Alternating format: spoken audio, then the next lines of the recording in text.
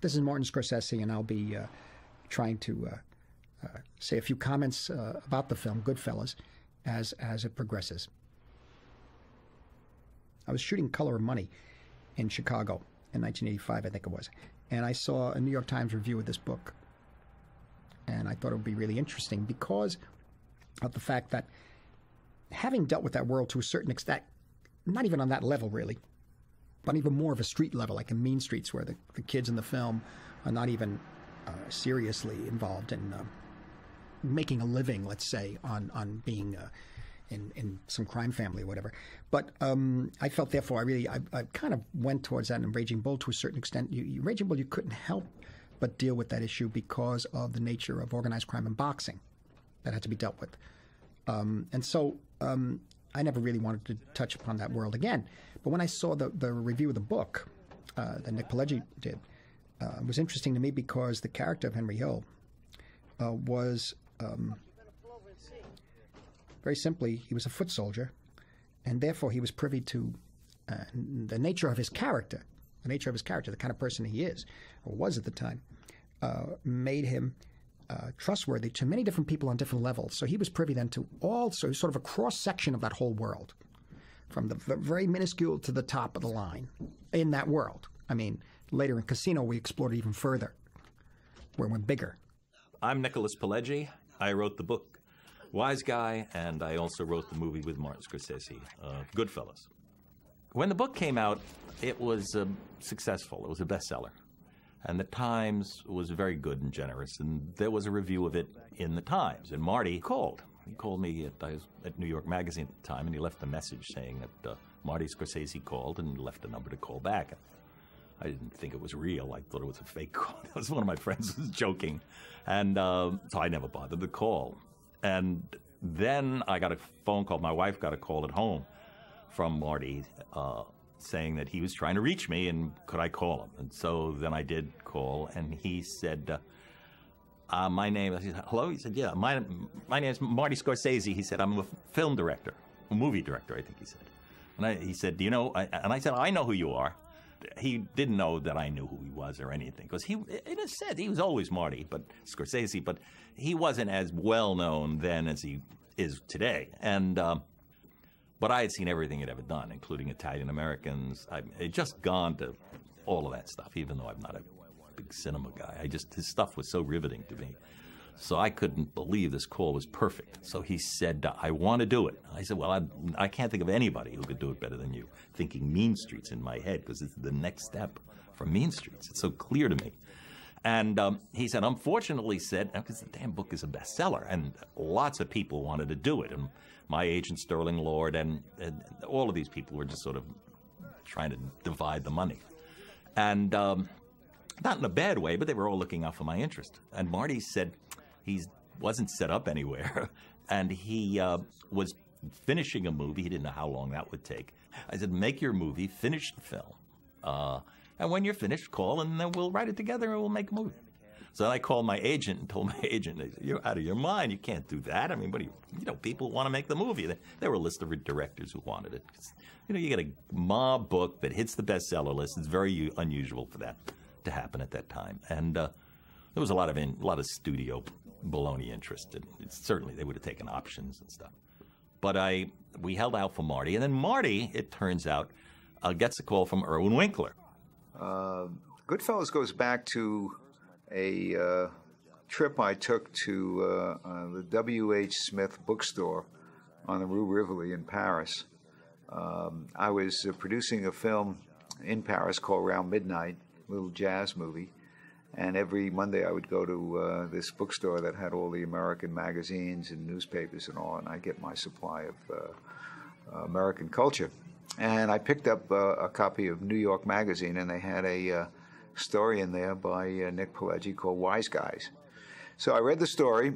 I knew who his agent was. I called the agent, and he told me that, yes, they were interested in selling it. And he also happened to casually mention that Marty Scorsese, who was in Chicago shooting The Color of Money, was interested in the story as well.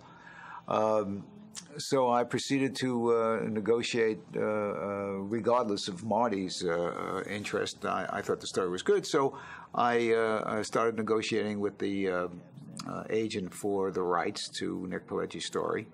I then, sometime within the next week or two, called Marty in Chicago, and yes, he told me he was interested in doing it, and said he thought it would be a good idea if he and Nick wrote it together. And when I got to New York, Nick and I discussed it, and Nick was anxious to meet with Marty, and that's how it got started. Irwin, who's sort of the big daddy, he had all the pieces, he put all the pieces together, and so, he made it whole. And without Irwin, I don't know, well, Marty and I would have done it, but eventually, but who knows? But Irwin really made it comfortable and easy for everybody to do. And as soon as Marty finished The Color of Money, he and I started writing the script. There have been several books about mob bosses. The Joe Bonanno book, which was excellent. A lot of big books about these guys who were very boastful and about their exploits. Henry started by trying to be boastful, but I knew enough about him and knew enough about the case that the prosecutors had brought that I knew he wasn't big, but I wanted to know how it worked inside. And all of that detail is what I was fascinated by. And so I got as much of it in the book as possible. That, of course, was exactly what Marty was looking for a film. Because that particular book, you can go and you can make about an infinite number of films, because there are many other stories in the book and that sort of thing. But I chose it to go a certain way, and it was all based on the rhythm of Henry Hill's language. That is a part of the whole mob world, the way these guys tell stories about themselves. I mean, one of the things you have to remember about the Italian immigration to this country, which started, the period we're talking about is 1900s on. It was overwhelmingly Southern Italian. The Italians from south of Naples and south. That would be Apulia, Abruzzi, Sicily, Calabria. And these people were really the indentured servants of northern Italy. They didn't even give them passports. The Italian government really didn't want them. They thought of them as Tunisian, as North Africans. The term WAP, W-A-P, which is a derogatory term for Italian Americans in this country, comes from the fact that they arrived without passports. W-O-P. They got a piece of paper without passport because the Italian government in Rome didn't even think of them worthy of passport. Also, as a result of this fact, there was basically very little education down there, and a lot of the Italian Americans who came here were illiterate. They could not read or write, and forget English. They couldn't even read or write in Italian. So the mountain, and a lot of them were from the mountains in Calabria, a lot of them had an oral tradition. So you would be home and someone would come to the house, these tenements, and he would tell stories. He was a professional storyteller. There was no radio, there was no television. And so these almost commedia dell'arte stories of traditional tales of love and passion and death and retribution, all of the stuff that filled Shakespeare and all of the great literatures, all came in these oral tellers, these wonderful storytellers. That went on until radio and Atwater Kent radios came along and began to finish those guys. But the notion of telling stories in the Italian community has always been very strong. And you'll find that these stories wind up a part of a lot of people's lives. And even today, I'm always astounded when I sit down with some of these guys. Some of them are street guys, some of them are working people, legitimate people. They're great storytellers. I mean, they know where the lead is. They know what the joke is. They can change inflection. They're actors. When they tell a story, they become actors. And I think that was what we were able to draw upon with Henry. It reminds me very much of the kind of stories of some of, I should say, the personality and the seductive personality of street corner, I guess you would call them stand-ups in a way. Every neighborhood had this, I'm sure. Every ethnic group has a guy in the street corner, a friend of yours, who will tell stories, who will describe things to you. And, it's like when Jimmy Cagney, I always say this, when Jimmy Cagney got his AFI award, he thanked all his old friends. From one of, I don't know the actual names, but Lefty, and Gimpy and people like that. He said those weren't the actual names, but he had actual names. And he said, that's because I learned to act from them. Because in the street you have to learn how to act, otherwise you die. So you really had to learn to act. And I watched these guys tell stories, and some of these kids were tough street kids, really, really battlers. And I watched them tell stories. One or two were interesting because even though they knew they could take on anybody, they were not afraid to tell a story in which they were flattened, in which they were beaten to a pulp. They weren't afraid of self-deprecating humor because they knew they could take on anybody who was going to challenge them, you know. And so I admired that a lot. And also it's the way they tell stories. It relates to the documentary I did on Stephen Prince, the American Boy. That goes into Italian-American, my mother and father telling these stories, holding the camera on somebody and letting them speak. But what really was important was the nature of the street corner storyteller, who did these things, by the way, and maybe even did more, for all we know. We don't know. Maybe did less. We don't know. But he could tell a hell of a story, and there's a truth in that story. I know it. I know it. Many truths. He had a way with language, and he had a language of the street that people, you know, didn't know it. It's become a lot more familiar today than it was then. When I suggested the title, A Wise Guy, for the book, there were people at Simon & Schuster who never heard the word and thought nobody would know it had anything to do with a mob. I mean, that's how language changes and how quickly it changes. And so that's basically what happened. We structured it, and then began to build in the scenes. From 86, we edited Color Money. We released the film in November of 86. Right around that time, I think it was 86, all the way through 86 and 87, Nick and I were working on the script. And basically, I went through the book and along with Nick, but primarily I started choosing sections. I mean, the book was the book, but now the movie was an entirely different thing, and you have to begin to cull the book for the structure that would make a movie, which is what we did. We both took the book, and he said, come back with a structure of the movie. What's the structure of the movie? And, you know, you had to get rid of a lot of stuff. The book is the book, but a movie is a movie. And so we got rid of all that Army stuff and a whole lot of Henry stuff that was irrelevant. And oddly enough, we both came back with a structure that was so similar that we said, well, this is a structure. We just began blending the scenes, and we locked in each scene structurally to see how it would work. He and I sat in a room in his old office with his assistant Julia outside, and we would close the door and work, and then we'd come out, and she said, what are you two doing in there? I said, what are you talking about? She said, all you do is laugh. And I guess it was true. A lot of times he has a television set on with an old movie. He'll have that on. Sound down, but doesn't matter to him. He knows every line of the movie anyway. So, but he'll show you things in a film. Look at this. See the way that did. Look at the way that guy. You see that? And you know, he'll try to, because he really was stuck with me. I mean, I wrote the book, and I clearly wanted to write the movie with him, and I was able to do that because they hired me to do it. I mean, I never went to film school. I didn't know. You know, we had guys outside with masters in film school who had been, you know, just getting coffee from Marty. They just wanted to be in that world.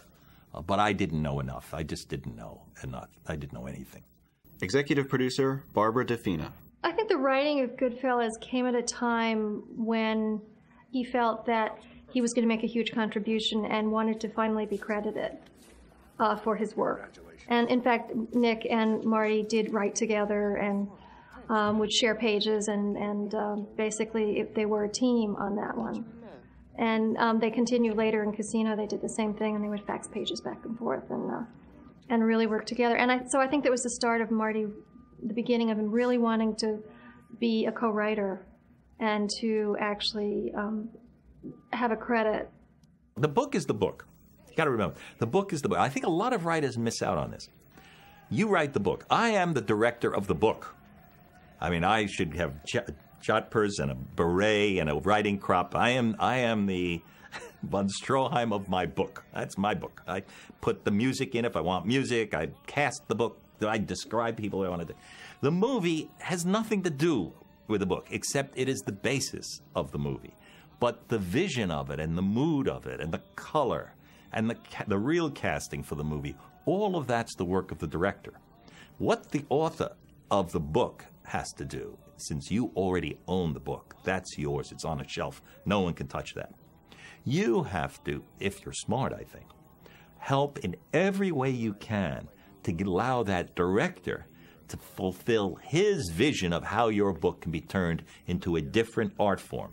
It's not the same art form. You can't say, wait a minute, that wasn't in my book, I want it in the movie. Well, get out of there. You can do all you want to do in the book. Don't leave the movie alone. Let the director do it. Now, it's easy for me to say, because I'm working with Martin Scorsese. A lot of directors aren't maybe up to it, and a lot of writers kind of are ready to throw themselves off bridges because of that. I had the exact opposite experience. It was really a fascinating experience to watch. Director of photography, Michael Ballhaus. It's the introduction shot of the team, of the people who are working with them. It was, in a way, a little more complicated because it had a lot of people who had to say their lines at the right moment, and that took a couple of takes. But it was another Steadicam shot. You know, after a couple of takes, we figured out when they had to say their lines, and they said it all to the camera, so they know when the camera was on them. So it wasn't easy because all these shots are not easy to do, but we always got it, and not in a tremendous amount of time. I thought it was kind of nice to just open up and say, this is where we are, and this is who we are, and this is where we live. Oh, and by the way, that's my friend, and that's him, and that's her, and this person, and this is what they do. And to be really open with the audience rather than going through a kind of convoluted narrative, traditional narrative, conventional narrative, I should say, not traditional, but sort of conventional narrative. And I thought I wanted to dismiss with all that, do away with all that. And that was, not only the Fellini's particularly Vitelloni, no doubt. I did it in Mean Streets too, and it comes a little bit from a Vitelloni, but it comes from a certain style, not just a Vitelloni. A Vitelloni I saw after I saw Nights of Cabiria, after I saw La Dolce Vita, after I saw Divorce Italian Style. Then Vitelloni was shown around the early 60s, and that was a film made in the early 50s. And it hit me to be honest about it and just say, look, actually Mean Streets, quite honestly, is a picture that was heavily influenced by Vitelloni. But in any event, that style was happening. There was a kind of freedom. Because introducing a character was not as important to do it conventionally. It would take up too much time conventionally. We had other things to talk about. We had other things to show. And I wanted to get past that. And so I did it in Mean Streets, and certainly in Goodfellas, although I felt it was a repetition. But I did it a different way, I thought. And what was important about that shot in Goodfellas was that it was like the nostalgia of a world filled with gods. You know, this guy who had been up there with the gods up in Olympus and then was cast down. But he'd look back and he'd say, there was Jimmy 2 times, you know. And he'd go, disreputable characters all, but in his mind as a young person, they were gods. And, and great warmth and affection between them all. And even though within maybe a year or two they'd be shooting each other. The issue with the improv is that it was then rewritten by one of the writers, who was me. But there were certain areas we wanted to open up. I'll use that word, open up. For example, Pesci wanted to do the scene of provoking Henry, saying, do you think I'm funny? Why do you think I'm funny? Ray Liotta. Was in rehearsal, we were talking, and Joe was telling a story about he was with somebody, and the guy was saying something funny, and it's something that happened to him.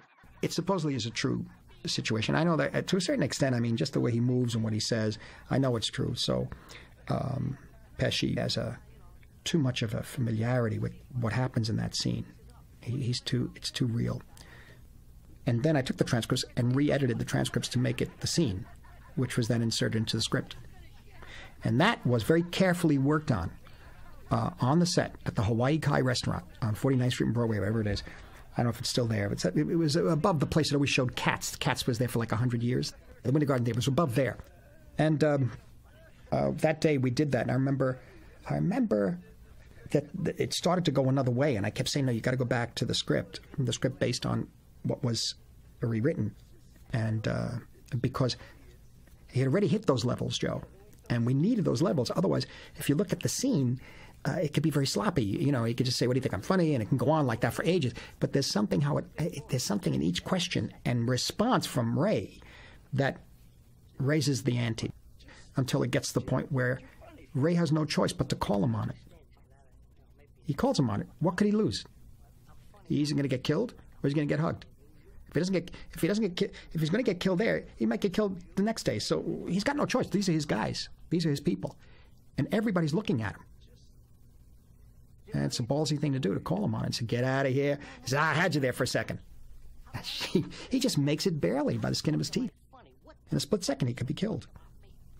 But if he doesn't do that, if he doesn't call Joe Pesci on that, I don't think he could show his face. He's dead another way, you know. And if you look at the two-camera setup, it was very important that the film was not widescreen, was not 2:3:5 aspect ratio. It was not Panavision or anamorphic, I should say. I was still shooting 1:8:5, normal widescreen. But I packed the frame with everybody around Joe and packed the frame with everybody around Ray because there were no close-ups. Because a close-up would isolate them. What's happening in the scene is something that is essential to that way of life. That is intrinsic, I should say, to that way of life, not essential. It is that way of life, that scene. And you have to see the effect on the people around them. You have to see when I think one Frank Adonis says, he was just saying, "No, he's a big boy, he could talk for himself." All right.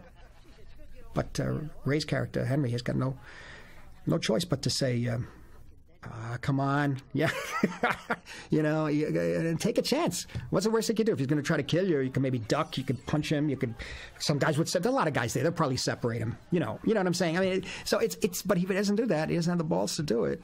He's a dead man in that group, in a sense, socially. He won't be invited to the next dinner party, you know.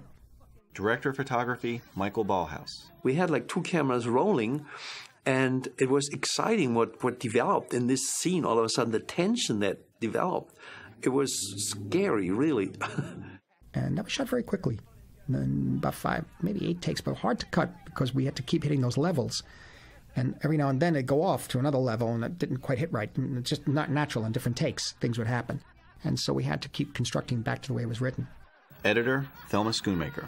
Comic timing, which is something we had to learn on several films, like After Hours and King of Comedy. We learned a lot that comedians actually count when they are responding to each other, because they've worked out that it's absolutely crucial for you to wait just a certain fraction of a second more and you'll get a bigger laugh.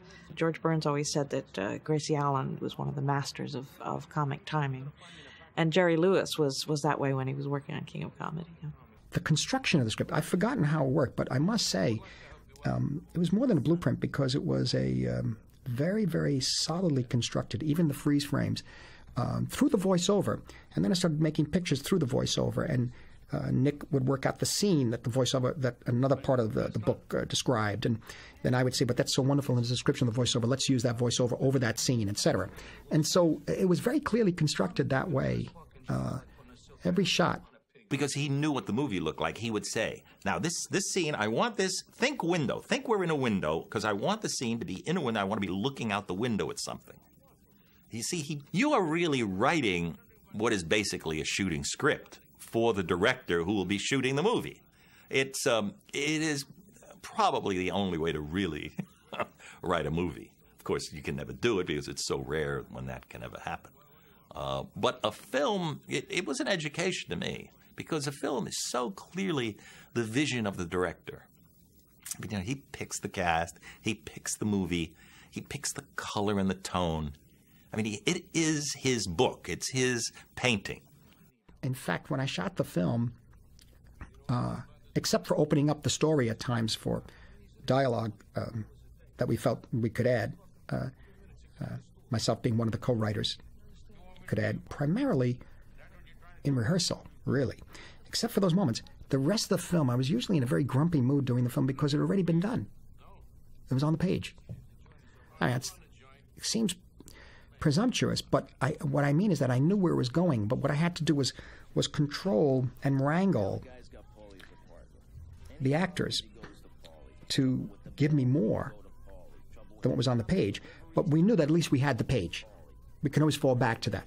Barbara DeFina. We had done Color of Money, and he was supposed to do Goodfellas, I think next, or certainly before Last Temptation, and the opportunity to do Last Temptation came along, so Goodfellas got put aside to do Last Temptation. So the script for Goodfellas was finished long before the movie went into pre-production, which is very unusual, actually, for Marty. Fucking shame. Producer Irwin Winkler. Marty likes to have suggestions from everyone. So he has a very open set. The actors are invited to bring themselves into the film. Michael Bauhaus is someone that always has suggestions, and Marty comes thoroughly prepared. When the day starts, he has sketches and shot lists and everything else. And then within that menu, you might call it, there's a tremendous amount of improvisation because he knows the parameters of what he wants to say and do. So that allows him to change things as people come up with ideas, whether it's a cameraman or a prop man, a set designer. He'll take all this and very often put it on film and then decide later on what he wants to do. Don't forget, Marty was originally an editor. So that's the process he likes to go through. It taught me a great deal because I directed my first film right after that, right after Goodfellas.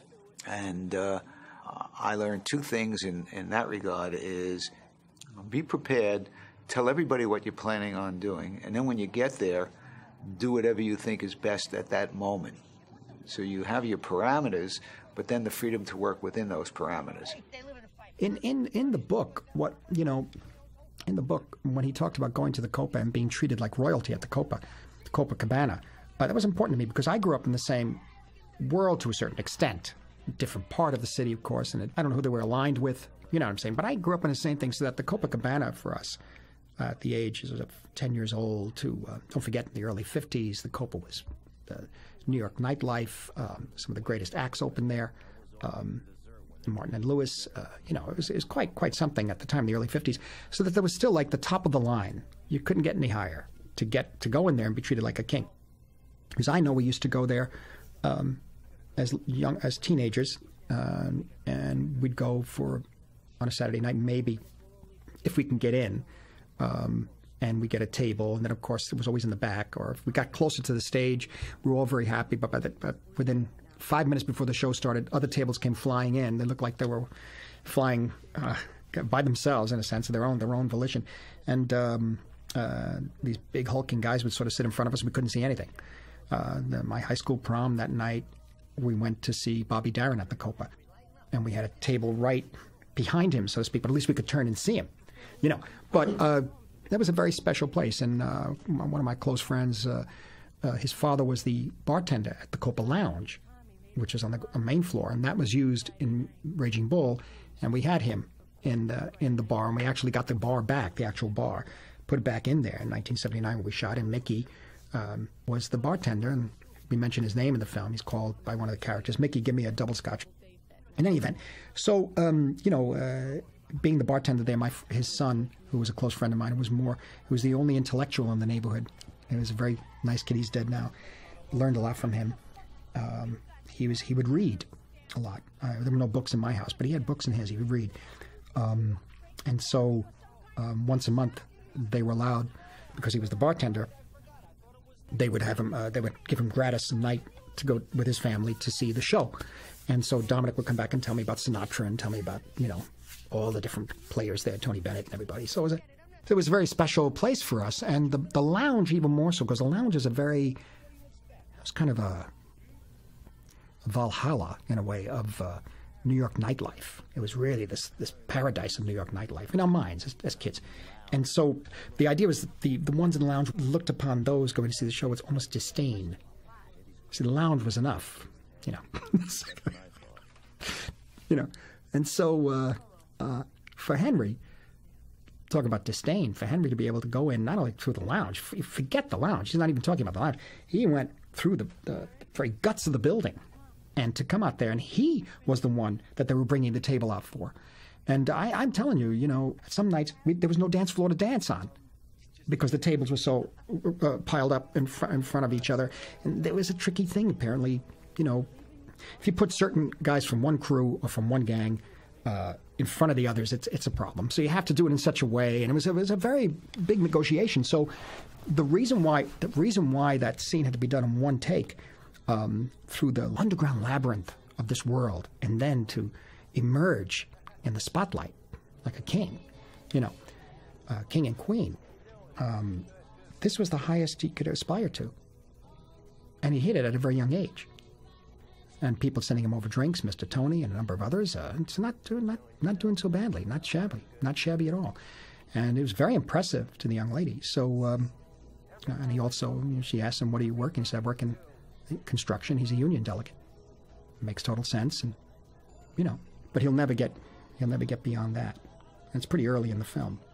Thelma Schoonmaker.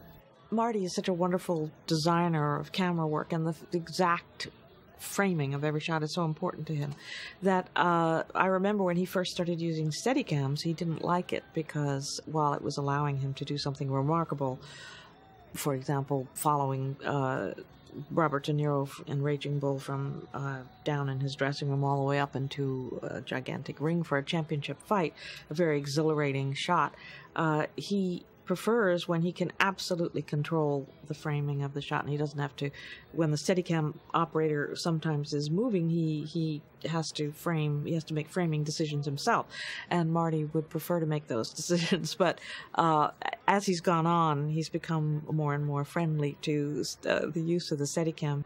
The famous Corposat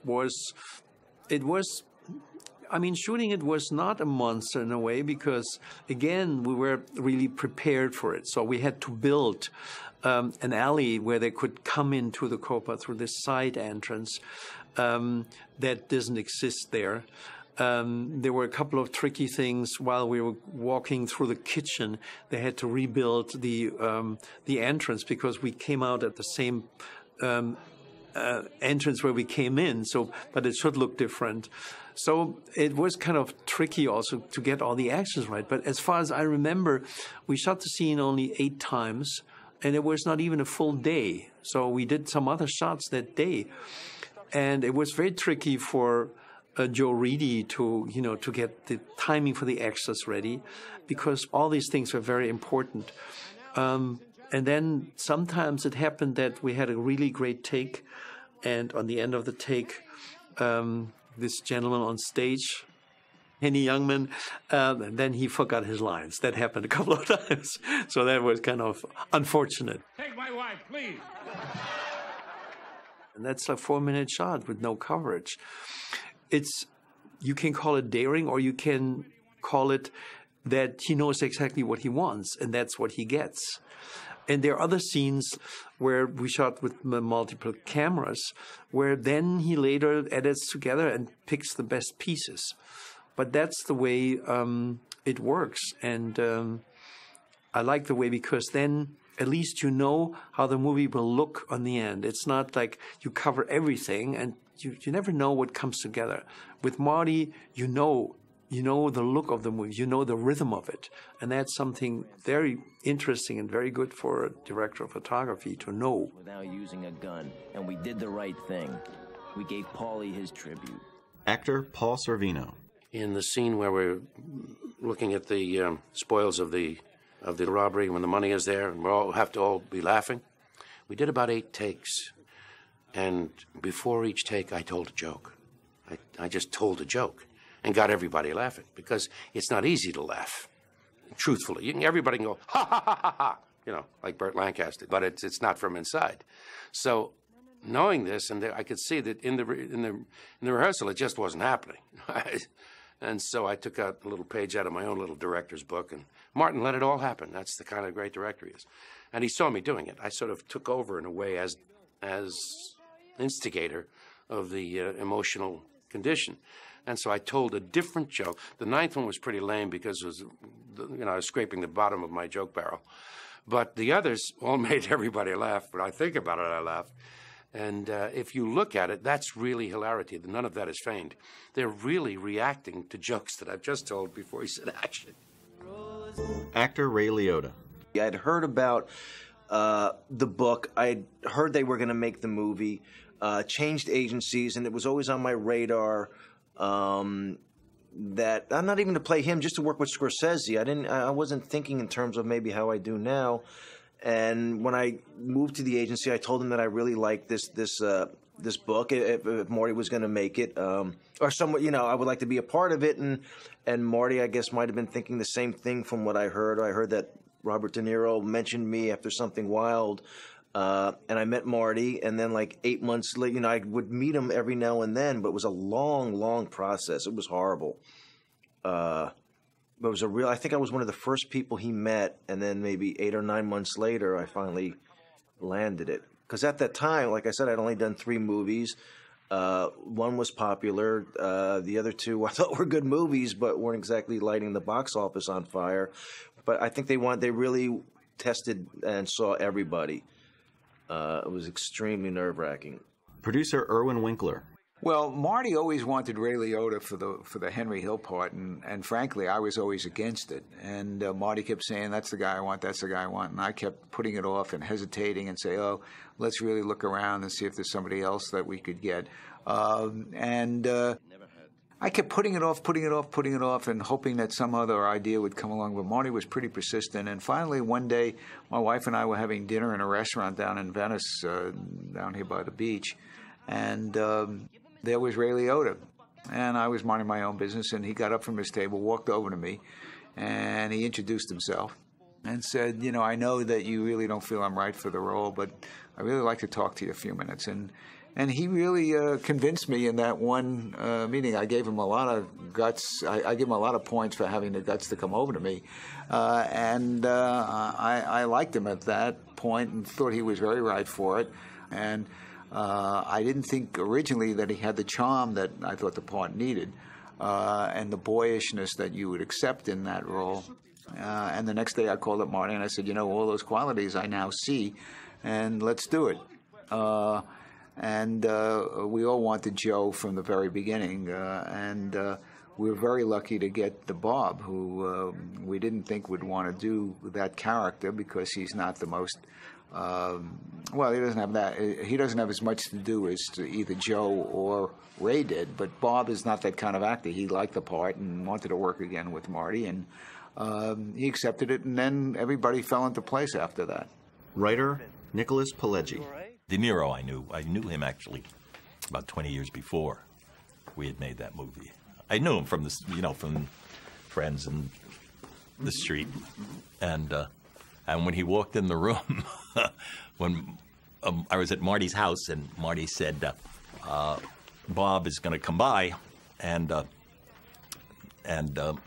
he's going to be in the movie." I said, "Oh, that's great! I haven't seen him in a long time. I didn't know if he would remember me." And he did. He walked in the apartment, and he sees me. He looks at me and says, "You remember me?" I said, "Yeah, I remember you." And he came over and gave me a hug, and he said, I said he turned to Marty. He says, "Yeah, I knew this guy. 20 years ago, I was talking to him about doing something. I mentioned him to you." And Marty said, "Oh, better late than never." Actress Lorraine Bracco. See, I had met Marty before. I had auditioned for After Hours. And Marty has been the only director that has ever called me to say, "Lorraine, I'm really sorry that I'm not going to give you this part, but I want you to know that I think you're extremely talented, and I know we'll work together one day." So it was a big blow, but getting that encouragement from Marty was very, very thrilling and very encouraging. So I went back and I kept studying, and he pulled through in a really big way. I know there are. Mazel tov. Ray Liotta. It might have been the first time that I think I was cast, and Marty had us up to his house, to his apartment, and then he was taking us to a restaurant, Rayo's, and we all went to Rayo's, and it was a really nice, it's a great, great Italian restaurant. We had our dinner, and then there were a bunch of wise guys, if you will, who once we finished, once we were onto our coffee, they kind of knew that Marty was going to be there, and they all started sitting around telling stories about a guy that they knew, when they were talking about themselves, and it was a really loose, we really got a feel of this world, and or at least a little taste of it, because I didn't know anything about it, and I don't know if Lorraine did, but we had such a great fun time that night that I think just right from the beginning, we were both sitting there with Martin Scorsese, and then here's these real guys around us, and we were kind of like, the new kids on the block. Paul Sorvino. Martin Scorsese called my agent and said he wanted to meet me for this movie. The script I thought was good, but I didn't feel that it would necessarily make a great movie, and the role itself was not much. But I would have done Dinner Is Served in a Scorsese movie, so it didn't matter what the role was. I really just wanted to work with him. And when I walked out of the meeting, I felt that I had deceived him and myself, and because I knew he wanted me for the movie. And I said, I'm going to let this man down. I'm going to let myself down, because I'm a poet, I'm a sculptor, a painter, a director, a singer, an actor. I'm nothing of a gangster. So even though my reputation apparently is that I actually am a gangster, which is interesting, a poetry writing gangster. When I first read The Godfather, the novel, and read it in one night, it was so extraordinary. I immediately knew that Marlon Brando should play the Godfather. I knew there was no one else for it, because no one else had that kind of power in silence that Brando had. He was the only actor of such gravitas who could make you believe that he was that kind of man. And I knew I was not that kind of man. I'd never been that kind of man. I was a total pussycat, a total softy. Strong when I had to be strong. I don't say weak, but soft. I could be even given to violence in defense of those I love, or even random people on the street. That had happened to me. I'm no kind of a tough guy, but I don't like to see other people getting it in the neck. So, but I knew I didn't have this kind of quality. And I just set about to try to find it. There was nothing to work on in the role, because I don't work on the lines anyway. I work only on the character and developing the character. And I was kind of agonizing over it for a couple of months. And I was thinking, I'm gonna ruin this movie. I wish there were a way I could get out of it. I was thinking about calling them and having my manager say I was sick, I got typhoid, I've broken my back, I've become a recluse, I'm dead, I was looking for something to get out of it. But then I felt that I'd be hamstringing and really hurting the movie, because it's a very difficult role to cast when you think about it. There are no surprises in middle-aged actors. There are certainly no surprises in middle-aged Italian actors. And a big man, this would be very, very hard for him to recast. So I said, well, the least I'll do is I'll fake it. I'll just do the best I can. But I was in real agony. I'm trying it on the supermarket and just trying to find this thing. And there's no technical way to find that inner personality. That's something that either happens to you by accident or doesn't. Usually based on a lot of labor. And sometimes the magic happens and sometimes it doesn't. And once I found it, the role became just a duck in water. It just was so easy to do. Once I found that core personality, that inner personality, that kind of quality that killers have.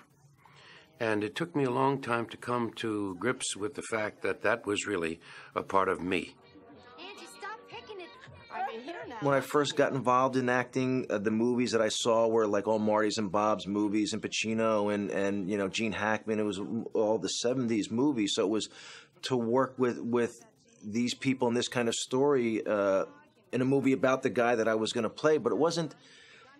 I was more excited about the acting part. I didn't look at it as a break. I didn't look at it, at that time you have no idea how the movie's going to come out. You just know you're working with legends in the making. I mean, already Bob and Marty had such a massive work that it was great just to be playing make-believe with people who were so passionate about that, because I loved the stories that they were telling.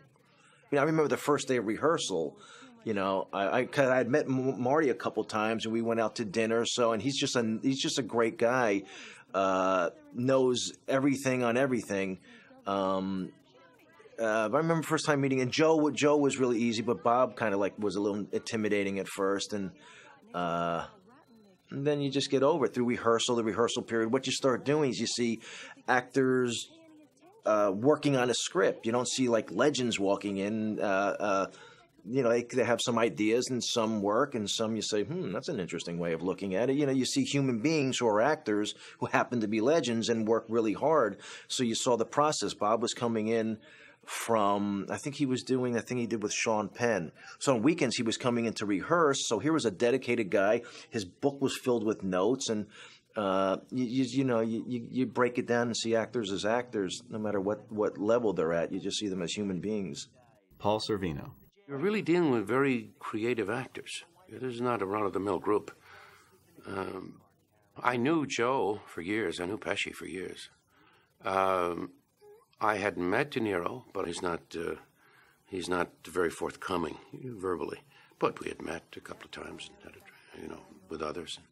Joe Pesci. It's almost like he's a father figure. And Bob and I can get that close because we're very close friends. He's always been like an older brother to me, even though we're both the same age.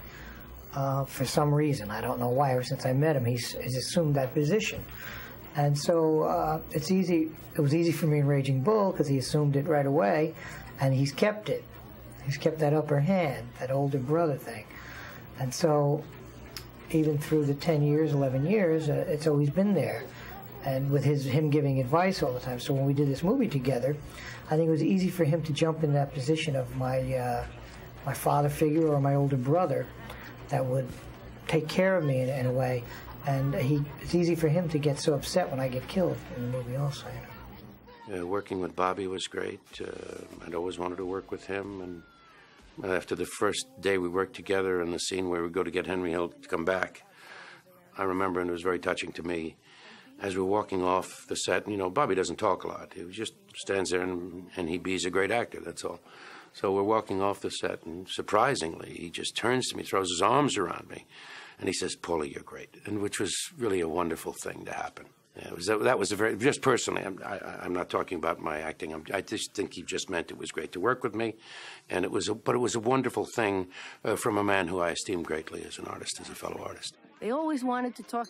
Lorraine Bracco. One of the great things about Marty in this movie, Marty always played Karen Hill in a scene. When we would rehearse, when he would show the camera, when he would say anything, he would always play me. And for some reason, one day, I just said, why do you always be me? Why do you always Karen Hill? Why don't you play Henry? And the truth of the matter is he could have played them all.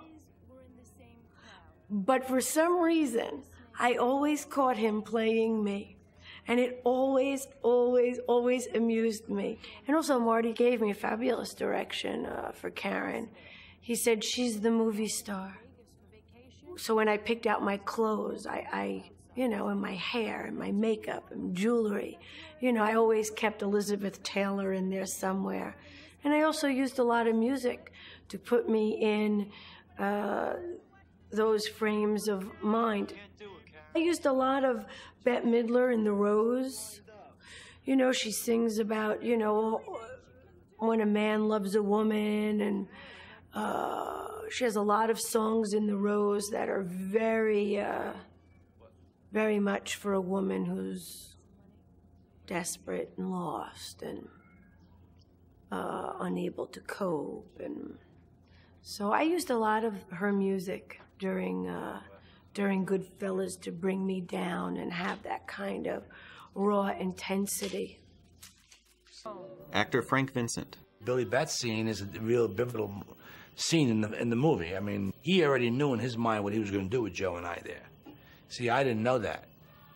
So he knew what he had in mind, because he knew the way he was going to develop the conflict between Joe and I, which is what he did in Raging Bull, and which is what he did in Casino. You follow me? So he already knew that. He had that in his pocket. See, that's the reason why Marty directs so well, because he picks his cast with a lot of thought and a lot. I mean, casting is most of the argument. You know, you pick the right people, you just leave them alone, and they will bring you the material.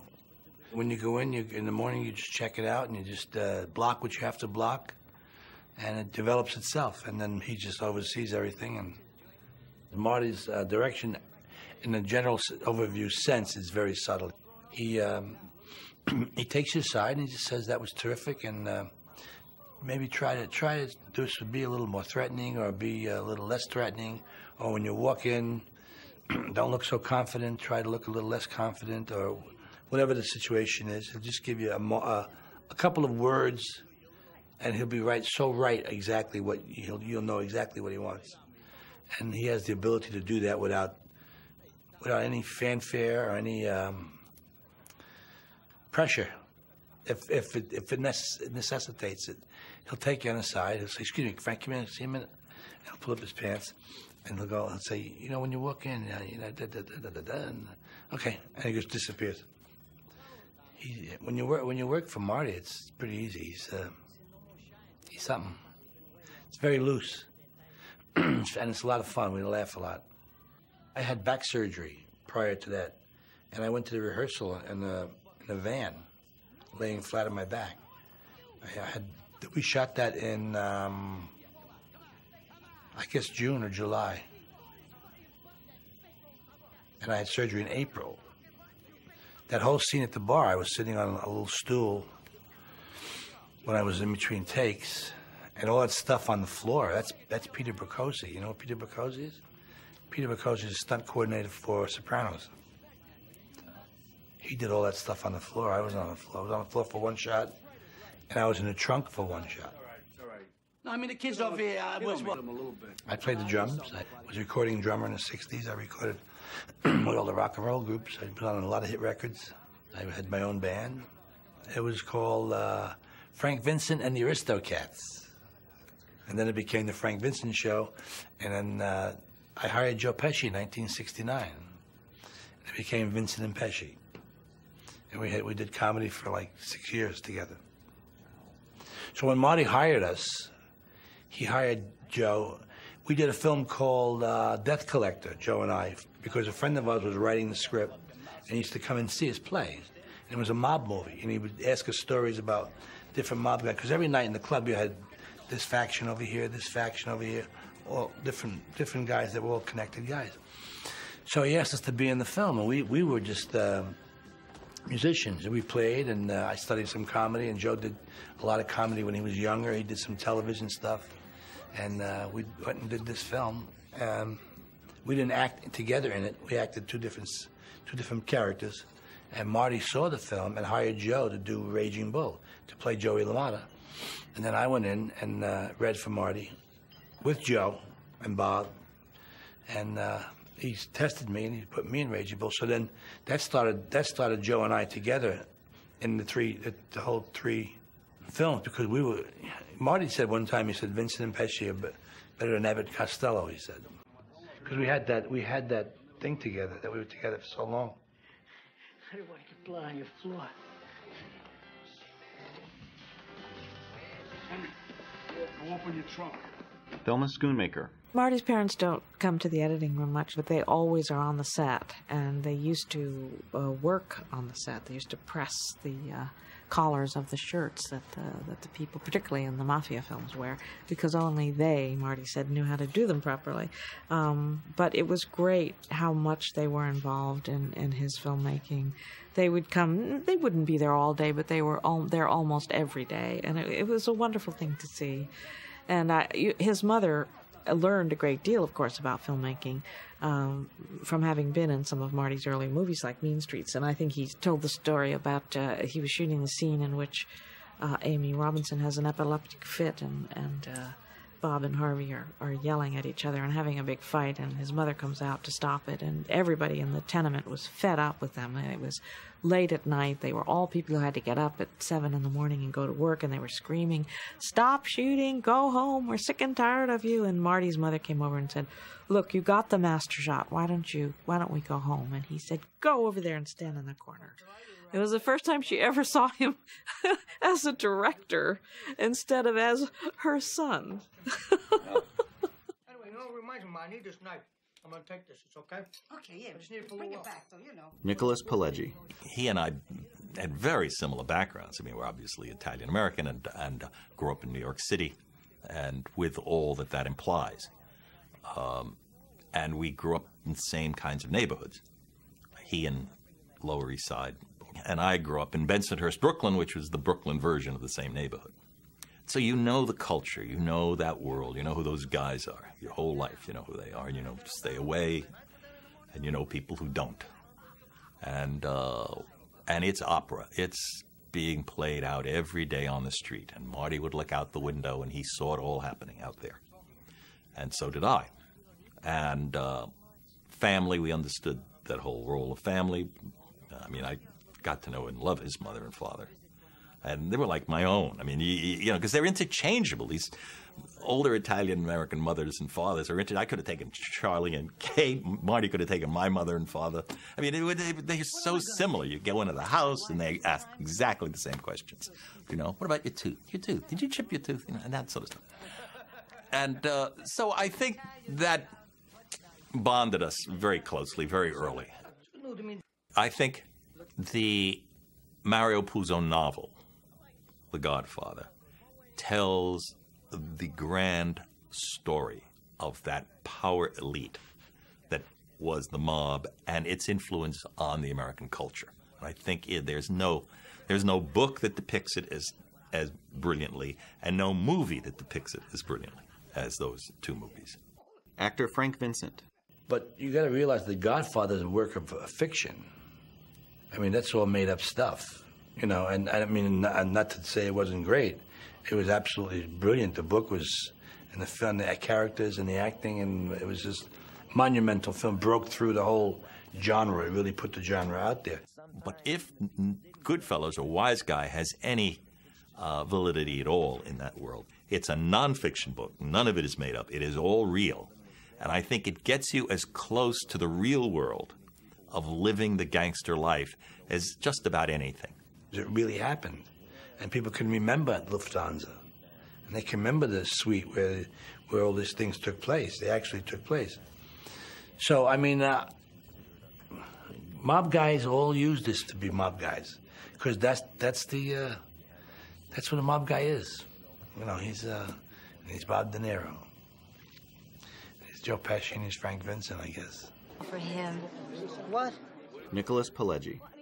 In the Italian-American community of, say, 1910 through Prohibition especially, and into the 50s, that world was probably as strong an influence in the Italian-American community as there was. I know nobody wants to hear that, and I know all these really successful Italian-Americans who had nothing to do with those people, all those judges and people, take offense when that's said. But the truth is they were the single most powerful force in the Italian-American community for many, many years. Prohibition made them, by the way. They did not do this by themselves. Prohibition is the thing that empowered gangsters.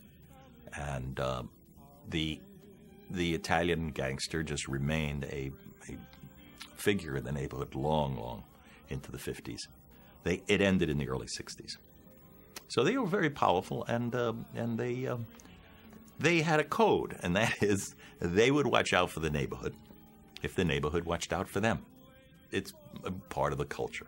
Actor Frank Vincent. It was an influence on my life. It wasn't even on my acting career. My father was a dude. Okay, my father was an Errol Flynn fan. My father was a meticulous, dressed, very groomed kind of guy. And when I went into music business, I started playing in clubs, and I met all these guys with white-on-white shirts with the two buttons and their initials on over here. And we hung out all with these kind of people, and that's the whole feeling of Goodfellas. That the way the men really were, and that's true. That influence really comes through. When we played music, we wore a tuxedo every night. We were dressed up every night. We played lounges and we played clubs, And we had a different color tuxedo on every night with bow ties and patent leather shoes. So we were like slick guys, and that's what these guys were. Actor Paul Sorvino. Living in Brooklyn on certain Saturday nights in a cafeteria where all the high school kids used to go, at the end, there was a group of refrigerator-sized men in dark suits, shiny mohair suits, who would come in with their gussied-up, splashy ladies. And I once made the mistake of looking at one of these people, and what I got back was, "The fuck you looking at?" I immediately looked down at my coffee and understood thereafter not to look at these people ever again, because there was danger, real danger, not of getting beaten up, but getting maimed in an instant. You just didn't do it. So that was about the only glimpse I ever had of it. I really knew nothing of that way of life. You'd hear about it because you'd hear about it, because in New York and Brooklyn you would hear about it. Producer Irwin Winkler. I don't really know that much about the work of the gangster and what he does. I really take it from Nick's book and Nick's experience. And Nick has been a journalist for many, many years and specializing in crime reporting. So he really has a knowledge of all these people. He's lived with them, he's talked to them, he's been with them for really, really a long, long period of time. Marty probably less so, and I think all of us relied a great deal on Nick's knowledge of these people. And then Marty has a great ability when meeting these people and finding out and talking to them and spending some time with them of capturing the essence of what their life is like. Nicholas Pileggi. And Marty grew up in that culture, and so did I, and we both knew it, and we knew the significance of that world and why a guy like Henry would be so enamored with it, and why his father did everything he could to try to keep his son from becoming a part of that world.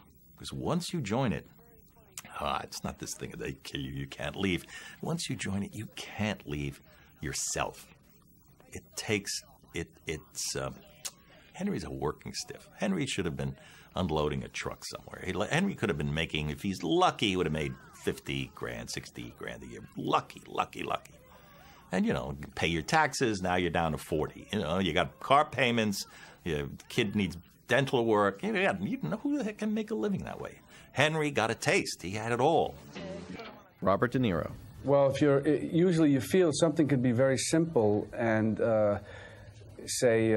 you feel because it's so simple, there's got to be more to it than this. I have to be able to do something. And say Marty would say, this has even happened, say, with us in a certain kind of way where, you don't have to do anything. Just, that's it. The less the better, the less the better. And that's really the strongest way to go, most powerful way to go, just not to do anything. And it's very hard for actors in general to feel that they're doing enough, whereas all they have to do is nothing, and that's all that's needed.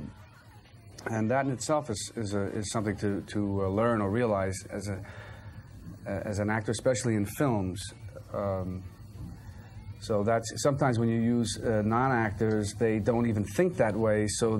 And you can get a very strong presence without any of the other stuff that comes along with it, like I should be doing this or that, Michael Ballhaus. It affects the shooting because these guys are sometimes not as professional as actors, and because Marty is very accurate with the timing. So there are sometimes scenes where it's hard to get the timing right because the camera moves and you want like every guy to say his line at the right second when the camera is at him. And sometimes they don't get it and then you have to do it over and over again. But, it works because these guys are very original and very they are the real guys. So it's the quality of these guys is so good that you go through this, even if it's sometimes a little harder to work with these gentlemen than with professionals. Actor Frank Vincent. And the less actors you use, the more real you can get reality because you get real people. They don't even know they're acting. Writer Nicholas Pileggi. But a lot of those guys in the back were not really professional. They would Marty picked them up for character, for face. So it was very natural to them. It gave a natural, almost documentary feel. on the documentary thing, there's a lot of emotion, a lot of power, and I wanted it to seem as raw and real as that. But that goes back to Kazan and Cassavetes. And Kazan started doing it a lot by utilizing people that were actually there in the scenes or from that world mixed in with the actors. East of Eden and on the waterfront, you can see that. Just look at East of Eden in widescreen color in a theater, and you'll see it's something in America that just the porch of the whorehouse when James Dean goes to talk to Lois Smith in the bar, talks about his mother and he wants to go down the hall to see his mother, and she tells him, you better get out of here. It's like a daguerreotype. It's like a photo out of that time, right out of that time. And so there's a certain sense, it's more than naturalism or realism. It's more than that. Irwin Winkler. It was a very glamorous world that we presented until the murder of Spider. Up until then, it's a very glamorous world. In fact, that's where we had a big fight with Warner's about that. They wanted us to remove the Spider killing. When Joe Pesci in the second scene, the card game, kills Spider, Warner's desperately wanted us to take it out. And we had to very forcefully explain to them that scene really changes the audience's attitude about our friends, that up until then, everything is nice. They hang around nightclubs, they got nice girlfriends, they spend money, they wear nice clothes, drive nice cars. And it all sounds like Goodfellas are a bunch of really nice guys until the Spider murder. And then you realize these are not such nice guys. And it took quite a lot of convincing with Warner Brothers and fighting to keep that in. Joe Pesci. The thing that impressed me the most is when I killed the kid. It was very hard for me to get as close to killing someone as possible in that scene, because it wasn't a contract killing. It wasn't somebody that had to be. It was a kid. And some of the actors, even Bob, they put earplugs in. But I wanted this feeling, this deafening feeling, and I wanted to feel that gun ride and feel like it. And the kid that played Spider threw himself back so violently at the first shot that he went flying against the bar and cut his hand. They had to take him to the hospital. He cut it on a pitcher that fell. I mean, I think everybody in that room felt, including me, felt like I killed that kid. Sick maniac. I don't know if you're kidding. What do you mean you're kidding? You're breaking my fucking balls? I'm fucking kidding with you. You fucking shoot the guy? Lorraine Bracco. Marty let me have my kids in the movie. That's my daughters, Margot and Stella, which was fun. Yeah, I remember saying to Marty, where's these kids? I mean, I have 2 kids at home. If, you don't always have a babysitter. You can't always, separate your life. And if she's this angry and this upset, and maybe it was just something that, she decided to do, I thought the kids there would be, like, extraordinary.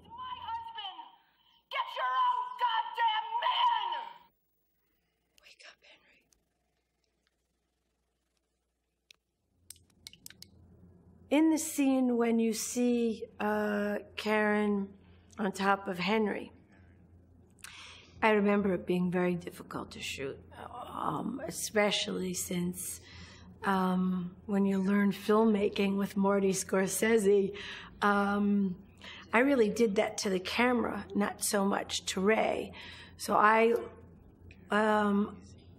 Michael Ballhaus, who was our director of photography and occasional cameraman, Michael had the camera lying down on the bed, and if I remember correctly, I straddled his knees, and the gun and everything is literally right into the camera. So it was very difficult. Ray was somewhere on the side there. But Marty wanted it straight into that camera. And that was hard because I remember seeing my reflection and, once an actor sees itself, it's a very strange thing. I remember trying to prepare for that and just literally beating myself up to make that real and have those feelings of having a man leave you. And and let alone for someone else, and having 2 children and being a failure. And I mean, the litany of many things that women know when their husband is having an affair.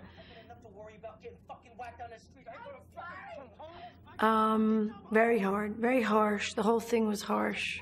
I remember, 100 times asking them, promise me there's nothing in here, and, show me that there was nothing in the gun, because, I mean, it was horrifying. At one time,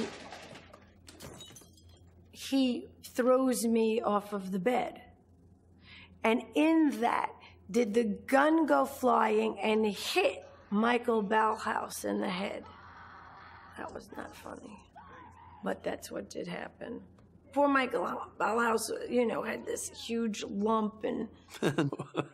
there's safety first, so we never do anything that's really dangerous. I mean, this was a little accident, but, that happens. That's no problem at all.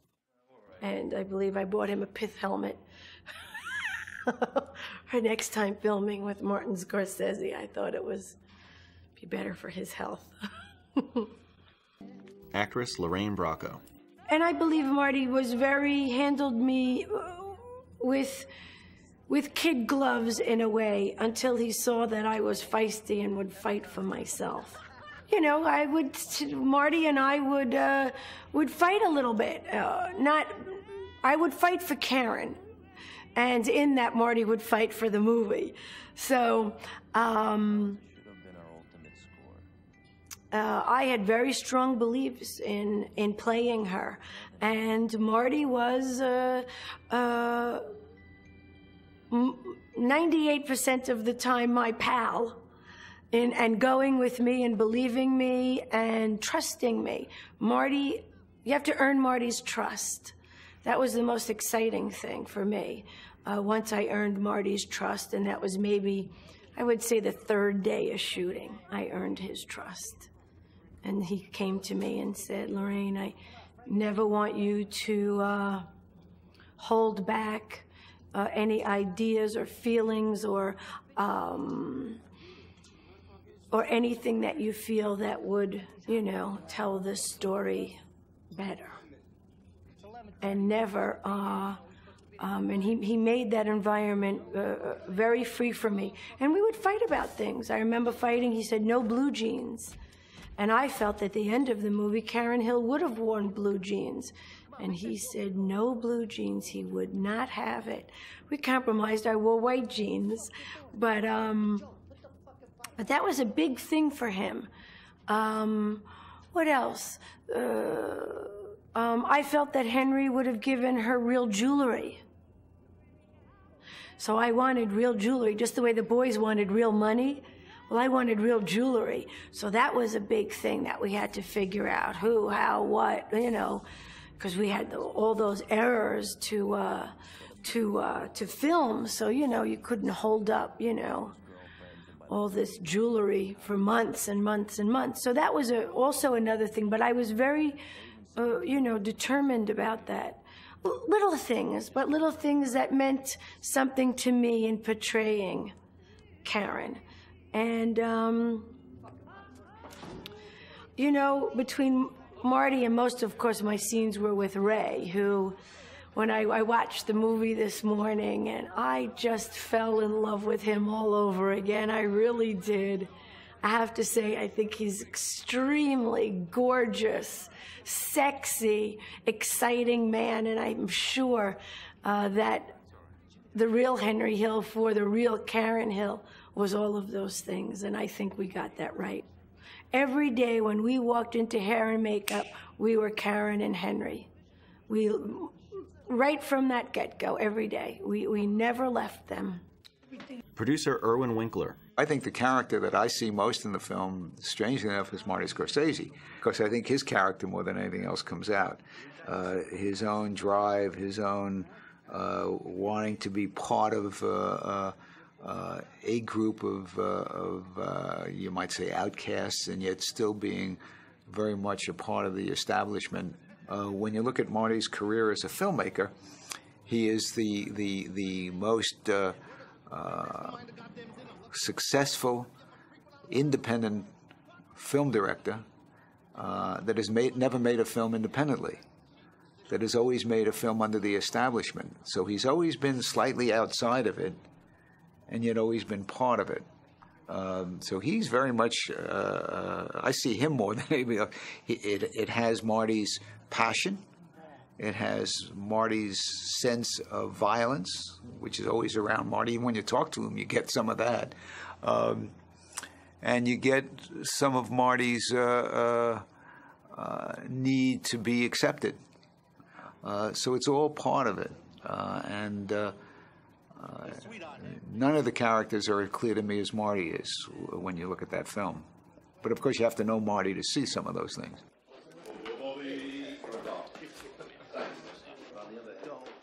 Robert De Niro. We have a special way of communicating, and he's always open to any idea. And I don't feel it's just with me. I feel, though we have our own special, unique professional relationship, working relationship, and personal, but that's just the way he is. You know, some directors, when you work with them, all directors have to know how to direct. They have to direct and guide the ship, so to speak. And it depends, and there's a point of making choices where you're going to go this way or that way. And Marty is very easy about those choices in terms of, well, he'll try something. It's not even a question of easy, because if it's wrong, he won't do it. But he's very open. I can't tell you, as an actor, how important that is to get the support from a director. Because at one point, if you work with certain directors, and you can see it in their work, all of a sudden you start closing down. You just start shutting down, and you don't want to do anything. You know, you figure whatever idea you're going to come up with, it's not going to get a good response to, and you know, okay, I'll do it. And with Marty, it's the opposite. You just, the more you come up with stuff, the more enthusiastic he gets. You know, I try not to get into situations with directors who I don't respect. I don't get into situations with people I have to like them and respect them and follow what they're going to do. Otherwise, there's no point in working with them. There's no point in, you know, it's very hard work, and it's arduous. A lot of it is, and if you're not at least thinking that you're with people who you respect and are trying to help them realize a vision of one sort or another, then there's no point. Lorraine Bracco. Marty was always willing to have us try things. Never once did he not encourage us. And never made us feel stupid if we tried something that didn't work. And that was, I think that is one of the geniuses of any director in making their actors feel safe and loved. We rehearsed in the location before we started to film. So that gave us an incredible leeway to know the environment. And so that when we went back to shoot, we had in our head where we were going. So therefore, I would write notes, I know, at night, you know, before I would do this scene. Oh, try this. You know, I would always be working. Director of Photography, Michael Ballhaus. I have done 3 pictures before we did Goodfellas. The first one was After Hours, Color of Money, and then Last Temptation of Christ. So number 4 was Goodfellas. And we had like a long and very close and wonderful relationship, work relationship. So it was obvious that we should shoot this movie together. And when I got the script, like always, whenever Marty sends a script, it's very exciting. And in this case, it was a script that I wouldn't have done with another director, I would say that. Because when Marty sends me a script, I'll do whatever he wants to do, because I know that it's going to be great. It's going to be a Marty Scorsese movie. And I want to do all of his movies. And we tried to do all of them. We didn't succeed every time. But it is a movie that has a lot of violence in it. And I must say it wasn't always much fun to shoot it, because it's a very, very tough subject. and a lot of dead people and a lot of killing and all that. And I normally don't like these kind of movies. But in this specific case, because of Marty, I think it was an important movie to do. This movie was different, you know, it's a different kind of approach to this genre, because normally these guys in the Godfather movies are gentlemen, they are great guys and you adore them in a way. This shows a different side of this business. And I thought it was very important to do a movie that shows how a guy in his young age could slip into that group of people and become, you know, one of the low guys. And I thought it was very important to show that. I wasn't planning to do a pretty-looking movie, you know. It should have more like a dirty look. Like what we tried is when you walk into a location, like in a bar or a restaurant, I looked at it and said, okay, how this looks here, that's what I want to see on the screen later. So I worked a lot with available lights, with light fixtures. It was not the kind of normal movie lighting that I was planning on this. It was basically trying to keep the same atmosphere that these places had. And I think it worked pretty well. It should never look, in a way, never look lit and never look like beautiful, because it wasn't.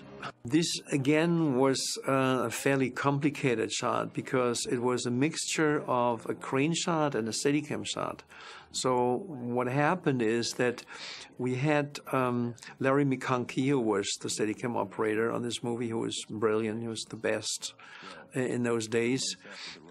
He was standing on that crane, and the crane moved closer to the truck, and then he stepped off the crane on the platform and walked into the truck to end up on a close-up of the face of this frozen face of this gentleman, which was very complicated shot. But again, you know, we got it. Executive producer Barbara DeFina. My favorite part of the process actually is shooting, which is probably odd because it's so stressful, but I find it really immediate. And at the end of the day, you sort of know what you've got and you have a sense of accomplishment and moving on. And I love, because there's so many people and the process is so much about who's there and who's working with you, and I enjoy that. Post is you know, a much smaller group of people, takes a lot longer, there's less pressure. I think that's why Marty probably likes that better. He has more control. There's something about the insanity of production that I really like. I mean, it's a great high. Writer Nicholas Pileggi. I can't go to the set. I mean, I could go to the set, and I've been on the set, but I decided, I thought you made a movie on the set, but it isn't. You don't make a movie on the set. You play with lights. That's all anybody does. For 2 minutes of screen time, everybody adjusts lights, and you're there for 2 hours adjusting lights, and people want to know who you want in the Jets game. And it's just, you know, and I'm a writer. I should be back writing, and there are things I want to do. So in Marty's case, what we do is he's there. I'm not far away, either in an apartment or a hotel room, and I'm working on my own stuff. I'm working on stuff for the movie. If Marty wants me to add some more to this dialogue, we need more here. So I'm available, and I'm available if he calls. I'll just jump in a car. Somebody will drive me over, so I'm there. But the idea of just hanging around on the set is just, I mean, I just can't do it. I'm not, you know, I'm just not interested in it. There are people who are fascinated by it, you know, the kinds of lights you use and the lenses and this kind of camera and that kind of sprocket, and I'm not there. Director of Photography, Michael Ballhaus. It was not a crazy shoot. We had a pretty long, good schedule. I don't remember exactly, but as far as I recall, it was like 72 days. We went a little over because there were some delays. There were some problems. You know, like always, there's a problem here, a problem there. But we didn't race through it. We were well prepared, because Marty had done his homework. I had done my homework. I had an excellent crew, great guys that I worked with before. So it was going very smooth and well from our side. The atmosphere on the set was usually pretty upbeat and a lot of fun, a lot of humor, a lot of sort of dark humor, a lot of gallows jokes, and depending on which actor was on the set, the attitude, the atmosphere would be different. I mean, when Joe was around, Joe Pesci, it was always pretty wild and pretty funny. Bob's a little more subdued. Ray, is just a great guy to work with. He was just always there, always on, always ready, and sort of even, but also a great sense of humor. So it was a pretty good shoot. I mean, there was a lot of pressure. We didn't have much money. We were over schedule a little, not very much, but we were over. Marty had just a ton of setups to do every day. And if you study the movie, you can see the cameras moving a lot. There are a lot of different angles. And he wanted to get it all. And I think Michael Ballhaus helped him. And I think pretty much he did get what he needed. And I would think he's happy, certainly technically, with it. There is nothing unfilmable for me in a way, because you can do anything you want. It's just sometimes it's a matter of time, money, but everything is possible.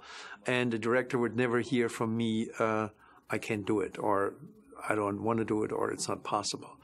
It doesn't exist in my vocabulary. What's interesting about that is that there's no climactic scene in the film. That's the climax of the movie. The climax of the movie is stirring the sauce and watching out for a helicopter and going to pick up his brother, and Jimmy with his blue terry cloth robe with a cigarette in his mouth saying those drugs are making your mind into mush. Where when we closed the door, he started laughing. De Niro and Ray Liotta started laughing because of the way he said it, the way he had that. He just threw in there with the cigarette in his mouth, and he looked like the look with the blue terry cloth robe was come a long way, Bob, to put that robe on.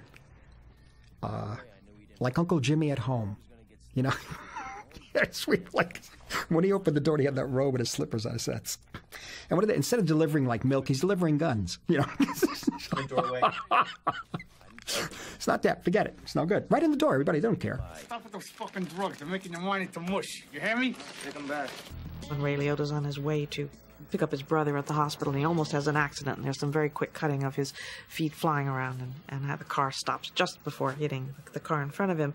Marty had designed that all to be edited to the Who Live at Leeds, and so we wove a little texture of all those pieces together, just exactly the way he had conceived of it, and it worked like crazy. But then the accident occurs. It's such a great build-up over Ray's frantic, sweaty face looking at helicopters trying to drive. I wanted to create in the audience kind of that state of panic or, that state of excitement and panic that it may be associated with, long periods of drug taking, really. And I wanted to recreate that sense in the audience. I do think that sometimes that people think that a good deal of what Marty is doing is done in the editing, but they have to remember that what he has done all along is he's had a very strong conception, and he's carefully created and shot the film in a way that it will come together in the editing room the way it does. And so the editing often is given way too much credit, I think, because you have to have those powerful shots. You cannot make a scene, even something as static as "What's so funny about me?" You couldn't make that scene. An editor couldn't make that scene if it hadn't been shot a certain way, directed a certain way, and acted a certain way. So I often tell students, don't think, you can't make a silk purse out of a sow's ear. You have to have extraordinarily good footage, and I get it from Marty all the time. Ray Liotta. I remember the actual sauce was a sauce that Marty Scorsese's mother made, which was excellent. The sauce, which could be aggravating if you cook that sauce all day and then it's burnt. And my mother, people would really... I saw Francis Coppola get very angry one night when he made the sauce and it got burned. It's a very tricky situation. They take it deadly serious. But, there's a helicopter following you. For some reason, people who have experienced that kind of lifestyle, that really gets them. So I actually had people come up to me and said that they were, had trouble with coke, and anytime they got a little tempted, they would turn on that last scene there. Because that paranoia, it just brought them back to a certain state that they would rather forget, and it was enough to stop them. You know, it's true. So, Touch anything outside the house, nothing. music in this movie is just incredible. For example, there's a wonderful shot that Marty did, which swish pans to the sky, and he had a piece of Muddy Waters music that he always knew he wanted to use there, and it just went in beautifully, like icing on a cake, because it had been thought out so well. And it's you know, we shot it, and, you know, I'm looking up, and, you know, they're telling me where to look. There's where the plane is going to be. You know, you do your research and your homework, and you know what you're supposed to do. But any movie that especially, you know, that stands is a combination of the script, the directing, the acting, the editing, and the music. And this movie is a combination. I think everything just kind of came together on it.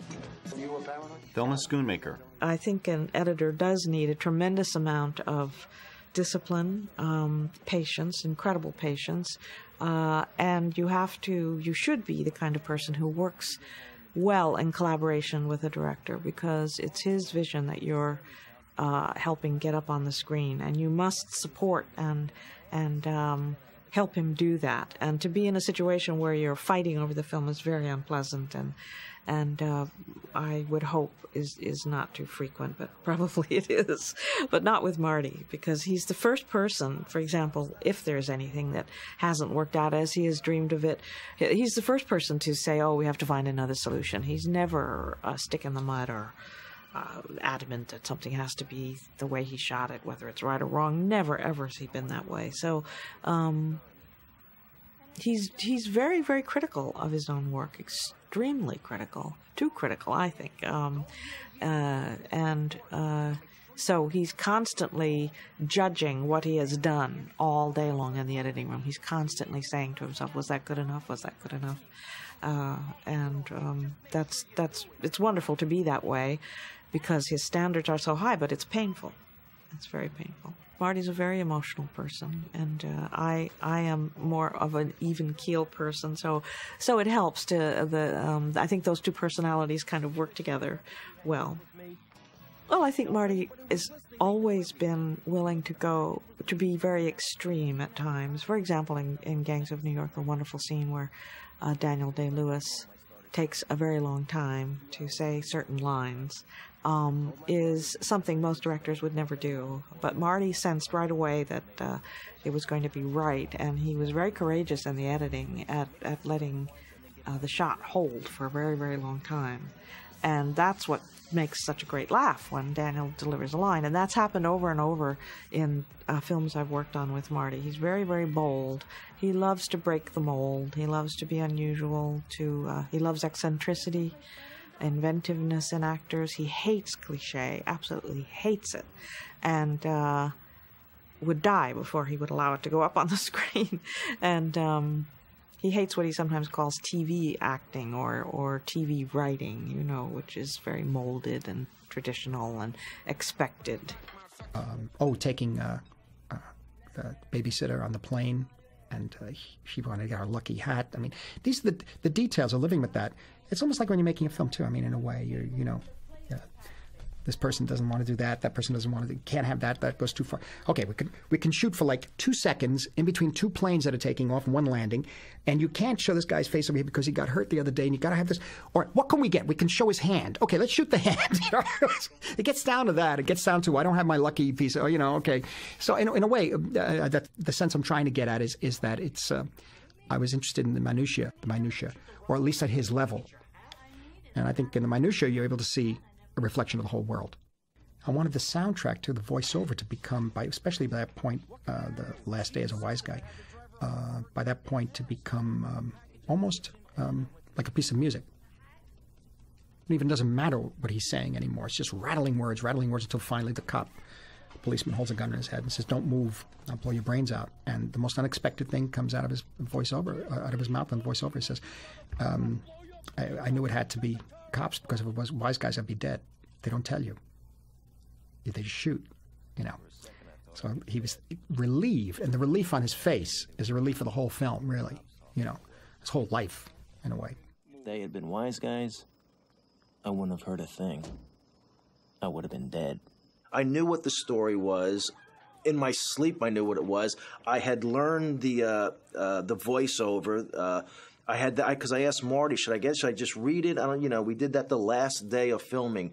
I did all my homework, so I knew, and plus I knew my place as the character. I knew who Henry was, and he was Tommy, and I was. They were the glitter, and I was the glue. I think I went. It was the day after, and I'm not a smoker, but I think I was the only one on the set that Marty allowed to smoke real cigarettes.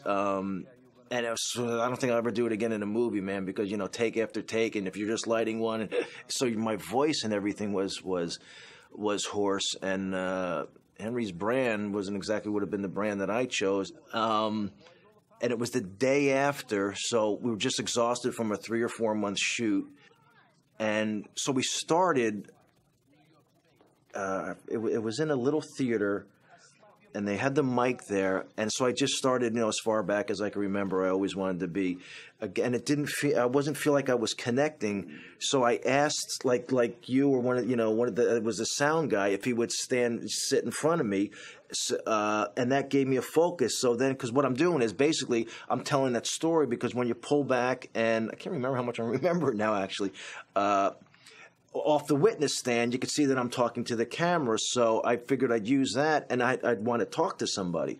So I said, can I start it again? I don't feel right. And I sat down and started telling this guy that I didn't know, the sound guy, the story. He wanted us to tell a story. I remember that. You need to tell me the story. And I remember he put either it was himself or someone else in front of me to talk to.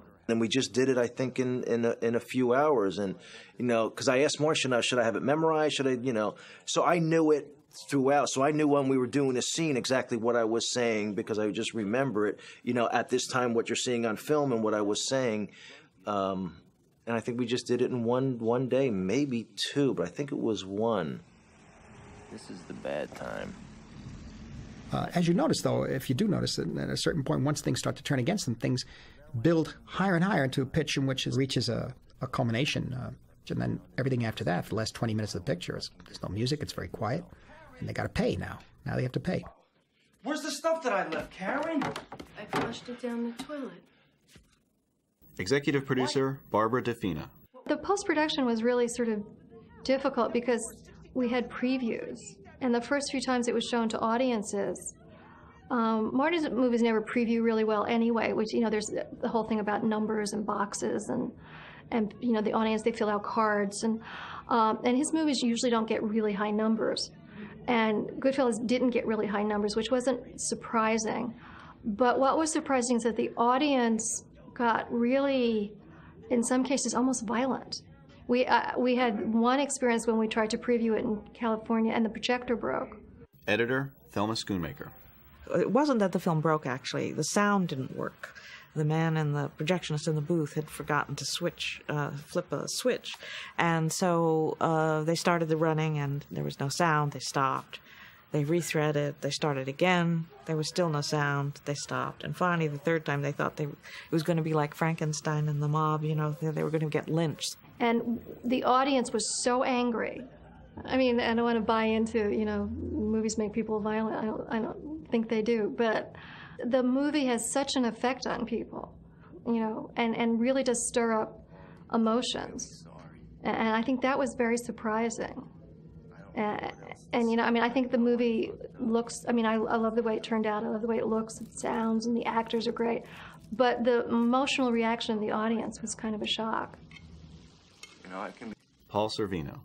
At my first screening of Goodfellas, I was expecting good things because, Bobby De Niro, who's better than he is, and Joey, my friend, so talented, and Ray, and I wasn't exactly chopped liver myself, and the great Martin Scorsese, and Pileggi, and all these wonderful people involved. I said, how can this be anything but a sensational movie? I sat down to watch it, and from the first scene, I thought it was awful. I thought it was so violent, and I thought it was so boring, and so tedious, and so uninteresting, and I thought I was absolutely wretched in it. I regretted being in it. I said, how could they make such a movie, and how could I have been in it? And when the lights came up, I said, this is bad. And my daughter Mira said, this is the best thing you've ever done. And Amanda said, my other daughter, this is a great movie. I said, no, it's not. It's not. It's awful. This is a terrible movie. $3,200. And the audience was wild about it. And I said, wow, what a terrible movie. And about 2 or 3 hours later, I came out of this cloud that I was so blown away by it. This has never happened to me before or since. I was so blown away by the movie, I was in a state of shock. It's as if you had hit me with a baseball bat. I was shocked and stunned. I could not see it for what it was because it so overwhelmed me. When I came to my senses about 3 hours later, I called my manager and I said, you know, I think this is one of the best movies I've ever seen, and I'm really good in it. Director of Photography, Michael Ballhaus. I'd never forget that moment when I saw the movie, when I was done here in Los Angeles. I looked at the movie and it was so fascinating that I sometimes forgot that I shot it. And just the way it was edited with the music and all, it had such a perfect rhythm that I got drawn into it in a way that I could never believe that this would happen, because I know every shot and pretty much the rhythm of it. At I looked at it like totally new, like I've never seen it before. Lorraine Bracco. At the time, was friends with Robert, and I never felt any fear from Robert. And I was always so surprised at how so many people were fearful for me. I was unaware. I'll be truthful, except that at the very end when I'm like, okay, this isn't kosher. You know what? I remember maybe filming a couple of different times that walk. Marty wanted different backgrounds or different things, so he tried a couple of things, Marty. I remember going every time I'd see that on the call sheet, Karen walking, or running away from Jimmy, and I'd be like, again? I remember being like, what'd I do wrong? And he kept saying, no, different background, different this, and it might have been his way of saying, I sucked, but anyway, I remember that. Oh, no. Hey, go ahead. It's right in there. No, Jimmy, right there. I'm in a hurry. My mom's watching the right kids. in the I store. gotta get home. I'll come back later. Ray Liotta. Truthfully, I felt like I wasn't in it. Those actors are so weird, at least I am. You see the movie, and I think I saw it with Joe, or Joe was there. It was just weird. It takes me, even now to this day, it takes me a couple times to see a movie, to see the movie for what it is, and get any kind of insecurities or ego or whatever out of the way. Lorraine Bracco. For some reason, I didn't get to go to the cast and crew screening, and the first time I saw the movie was at the premiere in California. I remember sitting next to Harvey and Oliver Stone. I have a kind of personality, I would want to talk back to the screen. So it was very, they were like, please don't do that. I was like, okay. Oh my God, isn't Joe good? So your murderers come with smiles. They come as your friends, the people who have cared for you all of your life, and they always seem to come at a time when you're at your weakest and most in need of their help. So I met Jimmy in a crowded place we both knew. I don't remember what the numbers were, but I don't think it opened at some huge kind of blockbuster number. But yeah, now as time went on, I'm not even sure what the final number the box office was for it, but I think it was the same thing as, I don't think it was a huge thing, and it's just something that's taken on a life of its own. Irwin Winkler. Yeah, I keep meeting people who say, oh, this is my favorite film. Somebody told me it was on one of the cable channels the other night, and they were staying home to watch it, which is strange because it's on video and DVD and all that stuff. So it seems to have gotten a lot more important over the years. We prided ourselves that Everybody said Raging Bull was the film of the 80s, and I guess maybe we're finding that Goodfellas was the film of the 90s, although it was made in, 88, 89? Thelma Schoonmaker. In fact, sometimes we wish that people would forget about it because they always say to us on every one of our films, can't you make the end of the film like the end of Goodfellas? And we say, no, actually we can't, because that was a man who was very high on cocaine, who was out of his mind and out of control, and a film like Age of Innocence is about different kind of people. So the other day, Marty and I were saying, maybe we should shoot that film, and so we don't keep asking people asking us to try and make our films like it. Actor Frank Vincent. I never thought that it would have the impact it has on me anyway. Because everybody's coming into shine boxes. Like, I give people pictures, 8x10s. People ask me for it. They want me to sign it. I never do that. But they want this to say, go home and get your shine box. I still today have people scream out, "Hey, Karen." And sometimes I don't get it. And then all of a sudden I realize, and I'll turn around and I'll laugh or smile or wave or, but, oh yeah, it's embedded into our culture. And then, of course, with the success of The Sopranos, I feel like, I'm the only woman involved in these mob movies, there's been thousands of them made, but it's so funny that the two most popular things I've created as an artist have been wrapped around the mafia. I don't know why. It's funny. Maybe it amuses me. People have told me when they see it, if it's on TV, it's one of those that they can't. Even the TV version with the frigs instead of the F words. Why didn't I just say Fox? But I said F words. I forget. It's a DVD, so what am I worried about? It's something that comes on, or they're changing channels 11 o'clock at night. They end up 1 o'clock, 2 o'clock in the morning. They're still watching it because it kind of seduces you and sucks you in. It was on television last night. I didn't even know it was on. I just put it on and I saw it. And I said, "Look at this."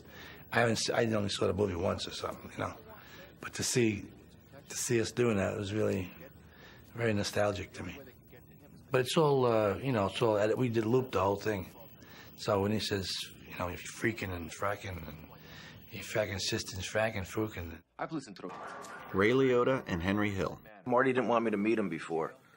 And I think was afraid at that time that maybe the story might change a little, or maybe, I remember this happened, or, once we had the script, that was pretty much our Bible, what we stuck to. And I think he just wanted our own version of it and not an imitation or anything to that. This is just the life. But when I seen the movie, Warner Brothers had let me use the theater over there at the studio, and they said you could take as many people as you want. I took about half a dozen people, and I just sat there in shock. Yeah, I couldn't believe it. It was just amazing how he was able to capture it, and then just pull away from it, and let the audience see it. Yeah, that's what amazes me, the way he captured a whole group of bunch of us low life fucks, and then make a part of it human, and it was a numbing feeling. It was so surreal. It was weird, it was just Have you seen it a lot since? A few times. I really can't believe that was me, and those were the times, the 70s and the 60s, and it was different times, and to me it was a whole different life, and it was, Did you ever think about any of it? Do you ever think about some of the things, or burying a body, or? Of course. It's just unbelievable to revisit every once in a while. Yeah, once you live it. Well, yeah, that. Who wants to remember some of that stuff? Probably. And you nailed everything. So that's what freaks me out. How he nailed me. And how you didn't get nominated. That's what makes me. Really. I think you did the best job of the whole movie. Whatever he saw it, he called me, I don't know, a few days after. I don't know what the timeline was when he saw it. He just said he saw it, and I don't know. We met at a bowling alley, and he was with his brother. Do you remember that? Yeah, sure. Yeah, sure. in the valley, and then saw the movie. I said, "Did you like it?" It was just really. I just came by myself, and just like what I thought. Like his back was to the wall with his brother, who if you saw him, he just was imposing and kind of intimidating. So, and we I don't know, talked for a half hour, had a beer or something, and then that was it. And I just walked out numb, saying, "Wow, I just met the guy." It was just very surreal. Yeah. Actually, I was in the bathroom washing my hands, and I look over, and there he was. Like, wow, that's Henry Hill. And I said the same thing. Well, that's right. There's that laugh. That's your laugh.